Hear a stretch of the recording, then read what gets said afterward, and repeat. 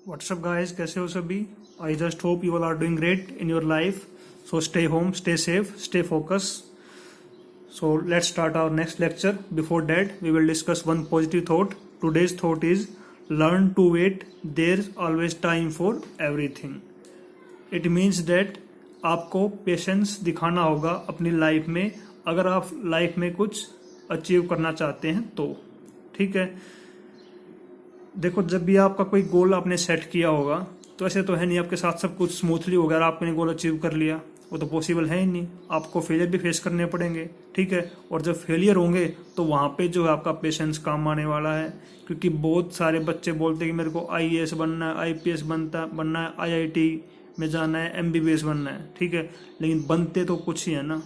ठीक है, क्योंकि बहुत सारे ऐसे होते हैं कि जिन्होंने ट्राई किया, टेस्ट दिया, एक बार ट्राई किया नहीं हुआ, दो बार ट्राई किया नहीं हुआ, फिर वो बोलते मेरे बस की बात नहीं है. क्योंकि उनमें पेशेंस तो है नहीं ना हार्ड वर्क करने का. ठीक है, चलो जैसे आपके लिए जैसे नीट है या आपके लिए जेई है, उसमें चांस आपके लिमिटेड है. लेकिन फिर भी जैसे आईएएस है या और कोई भी टेस्ट है, बहुत सारे टेस्ट ऐसे हैं जिनमें चांस आपको बहुत सारे मिलते हैं. तो आपको चांस लेने पड़ेंगे, पेशेंस शो करना पड़ेगा, फेलियर को फेस करना पड़ेगा, तब जो आप अपनी लाइफ में सक्सेस अचीव कर पाएंगे. ठीक है, आजकल जो यंगस्टर्स हैं उनको दिक्कत क्या है कि उनको बहुत जल्दी सब कुछ चाहिए, कि बहुत जल्दी मेरे को फेम चाहिए या बहुत जल्दी पैसा कमाना है या बहुत जल्दी जॉब लगनी है. ठीक है, मेहनत करने में तो कंजूसी करते हैं और अब अपना जो गोल होता है उसको ले सोचते हैं कि हाँ आज ही हो जाए. ऐसा पॉसिबल थोड़ी ना होता है. अगर आप कॉन्स्टेंटली मेहनत कर रहे हो अपने एम की तरफ तो आपको फेलियर एक्सेप्ट करने पड़ेंगे, उनसे सीखना पड़ेगा, वो मिस्टेक दोबारा रिपीट ना हो ऐसा करना पड़ेगा, तब जो है आप लाइफ में आगे बढ़ पाओगे. ठीक है, तो stay focus and have patience. So let's start our next lecture. Lecture number 3. Topic हमारा क्या है? Binomial theorem. तो देखो एक छोटी सी बात है, आज जैसे मैं लेक्चर बना रहा था तो 20 मिनट के आसपास लेक्चर बन चुका था, तो थोड़ी प्रॉब्लम होगी, तो उसके बाद मैं लेक्चर को कंटिन्यू नहीं कर पाया. ठीक है, अब दोबारा लेक्चर बनाऊं, टाइम उसमें ज़्यादा वेस्ट हो जाएगा. ठीक है, क्योंकि सारी चीज़ें बोलने के लिए 20 मिनट है, टाइम तो 20 मिनट का था, लेकिन जो उसमें बीच में पॉज करना पड़ता है, क्वेश्चन देखने पड़ते हैं, बुक में लिखने पड़ते हैं यहाँ पे, तो उसमें टाइम ज़्यादा लग जाता है. तो इसलिए आप सिर्फ आज के लिए है, इस लेक्चर के लिए जितना लेक्चर आपका ये हो चुका था ना, मैं सिर्फ आपके सामने उसको यहाँ पे रिवाइज करवाऊंगा, उसको सोल्व नहीं करवाऊंगा. ठीक है, क्योंकि मैंने बताया आपको कि मैंने सोल्व उसमें किया था लेक्चर में, लेकिन वो पूरा नहीं हो पाया. ठीक है, तो इसलिए देखो, बाकी तो कोई दिक्कत नहीं, आपको समझ में आ जाएगा. देखो हमारे पास लेक्चर 3 हमारा बाइनोमियल थ्योरम का. देखो a प्लस बी की पावर n का जो हमारे पास फॉर्मूला होता है सबको पता होगा. ठीक है, तो अब हमारे पास टॉपिक क्या है? General term of N expansion. अगर हमें किसी एक्सपेंशन की जनरल टर्म निकालनी है तो क्या होता है formula? T R plus 1 is equal to N C R A की power n minus R into B की पावर r. निकालनी आर एट टर्म है, यहाँ पे क्या लिखा हुआ है? R plus 1. जैसे मान लो आपको 11 टर्म निकालनी है ना, तो यहाँ पे क्या लिखना पड़ेगा? 10 प्लस 1, और यहाँ पे r की वैल्यू 10 आएगी. ठीक है, 17th टर्म निकालनी है तो r की वैल्यू यहाँ पे 16 आएगी, 16 आएगी, क्योंकि यहाँ हम लिख रहे हैं 16 प्लस 1. ओके, r की वैल्यू हमेशा कम लेनी है जब हमें टर्म निकालनी हो तो. देखो उसके बाद हमारे पास है मिडिल टर्म. अगर हमारे पास n इवन नंबर है, जो ये वाला n है ना इवन नंबर है, हमसे कुछ मिडिल टर्म निकालनी है, तो हमारे पास एक मिडिल टर्म होगी. कौन सी होगी? n/2 plus 1/8 term. मान लो n की वैल्यू यहाँ पे 8 है, तो क्या हो जाएगा? 4 प्लस 1 5th टर्म हो जाएगी, है ना. अब वो टर्म 5th में क्या हो जाएगा? r की वैल्यू 4 आ जाएगी, 8c4, a की वैल्यू 4, b की वैल्यू 4, मतलब b की पावर 4. ठीक है, अगर n की वैल्यू ओड है तो हमारे पास दो मिडिल टर्म्स आएंगी. कौन सी आएंगी? n प्लस 1/2th टर्म, और उससे नेक्स्ट कौन सी होगी? n plus 1/2 plus 1/8 term. ये दोनों हमारे पास जो मिडिल टर्म आएगी अगर हमारे पास n की वैल्यू ओड हो तो. ठीक है, अब हमारे पास होती है, देखो इसको हम बोलते हैं एब्सोल्यूट टर्म या फिर कांस्टेंट टर्म बोलते हैं इसको. ठीक है, ऐसी टर्म जिसमें x की पावर 0, यानी कि जिसमें कांस्टेंट टर्म जिसको जैसे 7 है, 13 है, 178 है, सारे कांस्टेंट है, उन सब में x की पावर 0 है, उसकी वैल्यू 1 होती है. ठीक है, तो ये हमारे पास थी आपके जो फॉर्मूले हम डिस्कस करने वाले हैं वो। ठीक है, तो अब हम करेंगे क्वेश्चन करते हैं स्टार्ट। तो क्वेश्चन नंबर 1 जो है हम आपका देखो, find the general term of expansion हमारे पास है 2x square minus 1/3x cube की होल पावर 10। ठीक है, तो देखो मैंने बताया आपको पहले, मैंने सोल्व उस वीडियो में किए थे तो समझ जाना इतना। ठीक है, सोल्व मैं दोबारा नहीं करूंगा इसको, टाइम भी बचेगा और टाइम इतना है भी नहीं मेरे पास कि दोबारा वीडियो बनाऊँ आपके लिए, क्योंकि मेरे को वीडियो आज ही अपलोड करनी है मॉर्निंग में। तो देखो जनरल टर्म क्या होगा हमारे पास, फॉर्मूला क्या होता है, TR+1 is equal to NCR और a की पावर क्या हो जाएगा n-r, b की पावर क्या हो जाएगी r। ये फॉर्मूला आपका है किसका, जनरल टर्म का।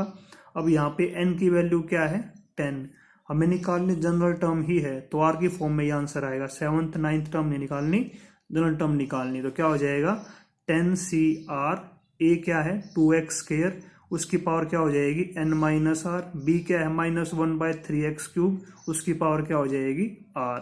ठीक है, अब क्या करेंगे हम, देखो 2 की पावर अलग लिख ली हमने, क्योंकि 10CR तो हमारे पास ऑप्शन है नहीं कुछ ओपन करने का, इसको ऐसे छोड़ देंगे।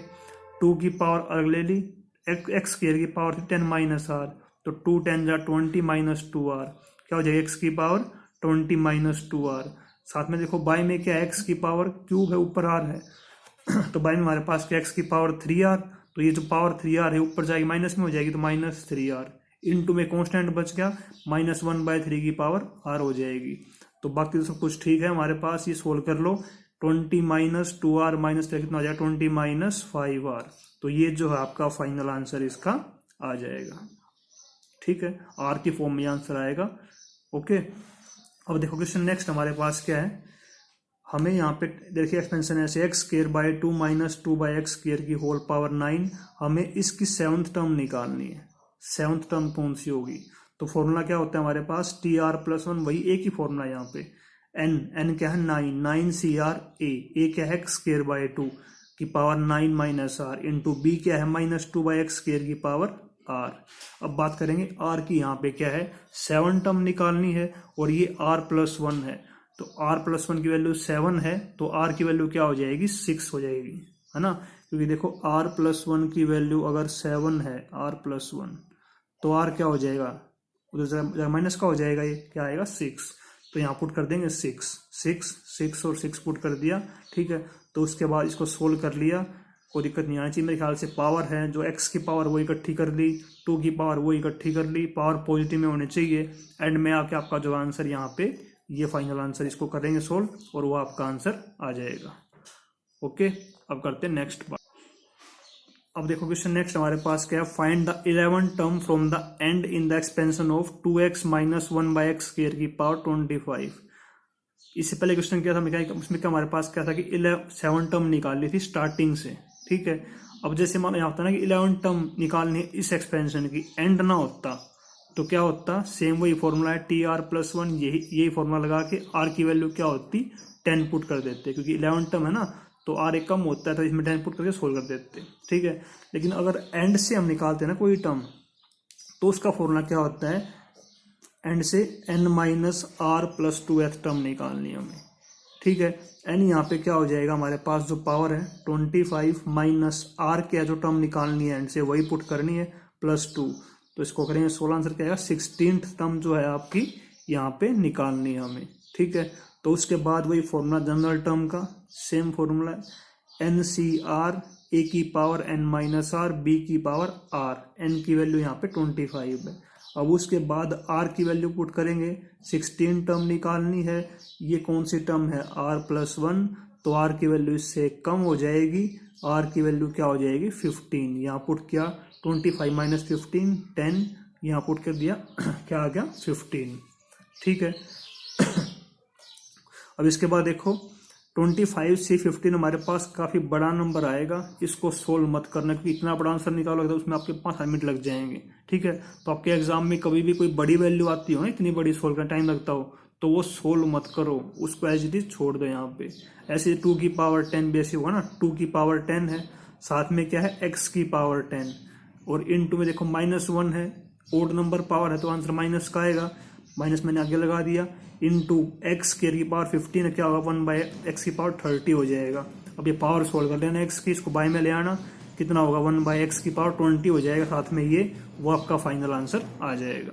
ठीक है, तो जब हमें एंड से टर्म निकालनी हो तो क्या आंसर आएगा, n-r+2s टर्म हमारा आंसर यहाँ पे आएगा। ठीक है, अब नेक्स्ट देखो, find the mid terms in the expansion. अब हमें निकालनी मिड टर्म्स, और क्या दे रखा है हमें 3x - x³/6 की होल पावर क्या है 9। ठीक है, तो इसका हमने बात की थी पहले, अगर मिड टर्म हमारे पास ना, अगर n की वैल्यू ओड नंबर हो तो हमारे पास मिड टर्म 2 आती है। तो यहाँ पे फर्स्ट पार्ट की बात करते हैं पहले, n की वैल्यू क्या है 9, जो कि हमारे पास क्या है ओड नंबर है। तो मिड टर्म का फॉर्मूला क्या होता है, n+1/2th टर्म, और ये एक इससे नेक्स्ट हो जाएगी n+1/2 + 1th टर्म। अब n की वैल्यू यहाँ पे क्या है 9, तो पुट करेंगे यहाँ पे 9, तो क्या हो जाएगा 9 + 1 10, 10/2 5th टर्म हो जाएगी, और यहाँ पे 5th + 1 6th टर्म हो जाएगी। ठीक है, समझ गए, यहाँ में 2 टर्म निकालनी है, 5th टर्म और 6th टर्म यहाँ पे निकालनी है हमें।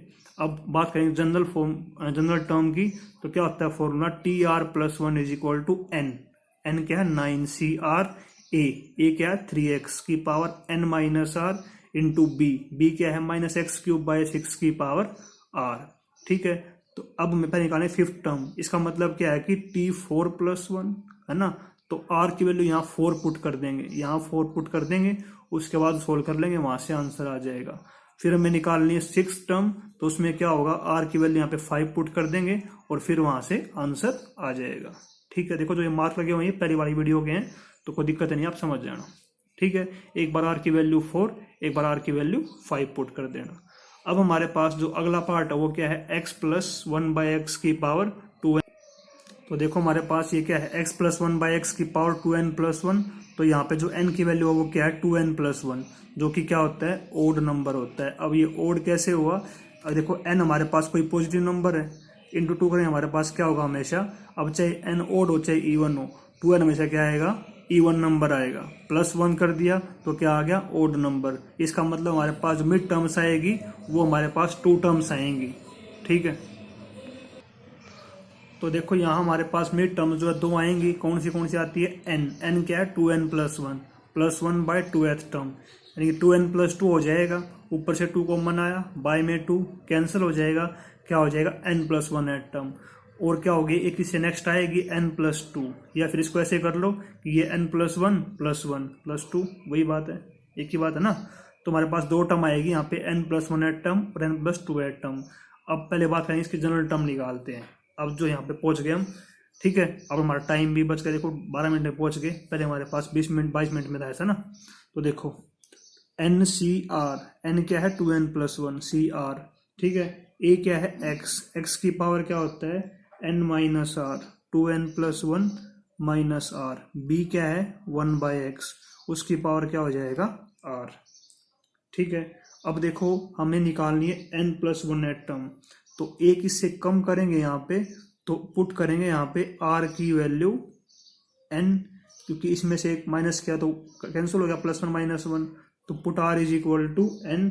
तो जो हमारे पास Tn+1 आएगी वो क्या आएगी 2n+1 Cn, x की वैल्यू 2n+1 -n, और साथ में क्या हो गया 1/x की पावर क्या हो गया n। ठीक है, तो इसको देखो करेंगे सोल्व, तो 2n+1, देखो इसका आंसर तो पॉसिबल है नहीं निकालना क्योंकि n की फॉर्म में ना। ठीक है, आप तो इसको यहीं पे छोड़ दो, कोई दिक्कत नहीं, क्योंकि इसको आगे एक्सपेंड करना पॉसिबल नहीं है। बाकी आप इसको एक स्टेप आगे ऐसा चाहते हो तो कर लो, n अपॉन में n-r हो जाएगा, तो 2n+1 -n क्या हो जाएगा n+1 इंटू में r का फैक्टोरियल। ठीक है, इतना ही छोड़ना पड़ेगा, इससे आगे एक्सपेंड पॉसिबल नहीं है। इंटू में देखो अब बात करेंगे x की वैल्यू की, x की वैल्यू हमारे पास यहाँ पे क्या हो जाएगा 2n - n हो जाएगा यहाँ पे ना, 2n - n, n+1, ये 1/x की पावर n है, तो ऊपर जाके क्या हो जाएगा -n, तो इससे कैंसिल हो गया, साथ में क्या आ जाएगा x की वैल्यू x की पावर 1, तो ये जो है आपका फाइनल आंसर यहाँ पे आ जाएगा। ठीक है, ऐसे ही अगले पार्ट में क्या करना है, पुट r = क्या निकालना है n+2, तो वहां पे क्या पुट कर देंगे n+1, तो ये हमारे पास क्या हो जाएगा 2n+1 C n+1 एक्स की power 2n+1 minus n minus one, 1/x की पावर क्या हो जाएगा n+1। फिर उसको सोल्व कर लेना। इसमें बस एक ही स्टेप आगे लेके जाना है, उसके बाद आगे इसको एक्सपेंड करने का कोई फायदा नहीं है, कैंसिल नहीं होंगे ऊपर नीचे से, तो दिक्कत आपको आ जाएगी। इसको बस इतना ही कर लेना। ओके, उसके बाद देखो हमारा क्वेश्चन नेक्स्ट है, find the coefficients of x की पावर 5 इन द x+1/x³ की पावर 17 होल पावर 17 है। ठीक है, तो देखो कोई टर्म निकालनी हो वो आप सीख गए, मिड टर्म निकालनी हो वो भी आप अच्छे तरह से आपको आ गया और मेरे ख्याल से। अब बात है कोफिशिएंट निकालना है, तो कोफिशिएंट निकालना है x की पावर 5 का। ठीक है, तो इसको तो आप ऐसे मत करना कि भाई हमें फिफ्थ टर्म निकालनी है, फिफ्थ टर्म अलग है, x की पावर 5 का कोफिशिएंट अलग है। ठीक है, तो देखो इसमें कैसे करते हैं हम, पहले हमारे पास वही फॉर्मूला है सेम, हम निकाल लेंगे इसकी जनरल टर्म। ठीक है, तो जनरल टर्म हमारे पास क्या होती है, TR+1 = n कितना है 17, NCR a कितना है x की पावर n-r, b कितना है 1/x³ की पावर r।